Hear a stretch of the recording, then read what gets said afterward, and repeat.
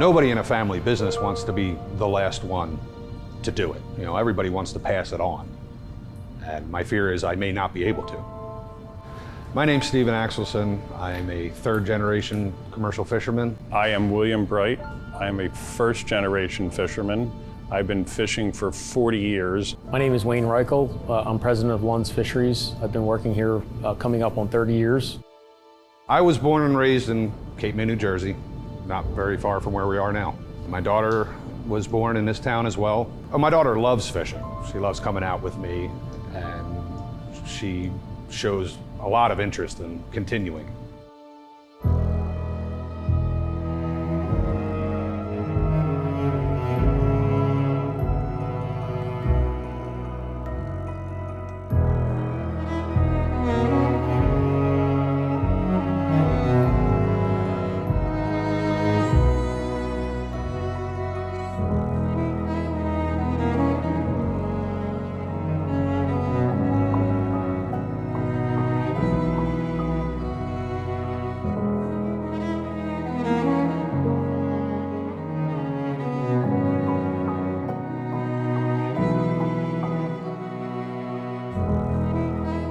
There's going to be plenty of trips that monitor will make more than myself or my crew.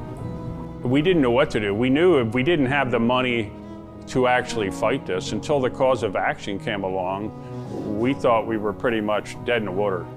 We thought we had no hope. My name is Paul Clement, and I'm going to be filing a petition for review in the Supreme Court of the United States on behalf of the fishermen in this case, challenging the agency's overregulation. The case went up to the DC Circuit, and there was a divided opinion. And what the dissenting opinion by Judge Walker says is that if you read recent Supreme Court cases, Chevron seems to be on life support.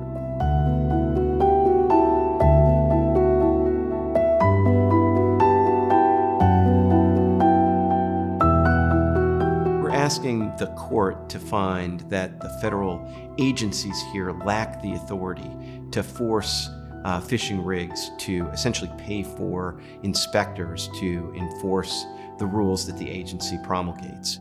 When you look at the statute, and it says nothing about this fairly momentous authority to force regulated parties to essentially pay for the regulators.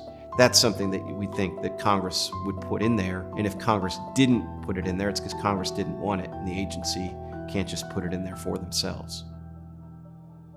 The concerns that I have about paying for the monitoring is that long-term, is it financially feasible? Because I'm on such small margins now, I don't know if the quotas shrink, am I going to be able to do this?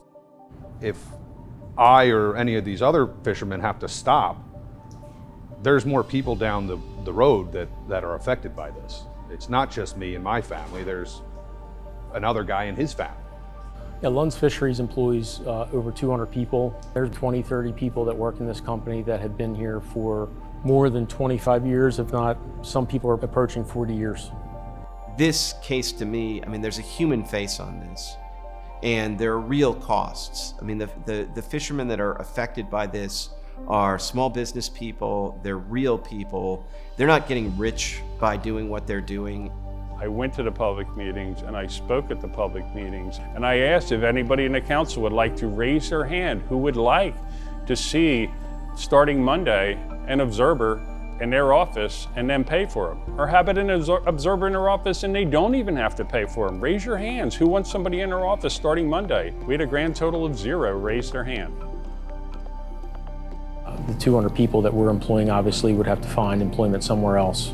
You know, the fishermen that are working on our vessels would have to find jobs somewhere else. And in a small town like Cape May, on a peninsula, where there's one way in and there's one way out, those job options are far and few between.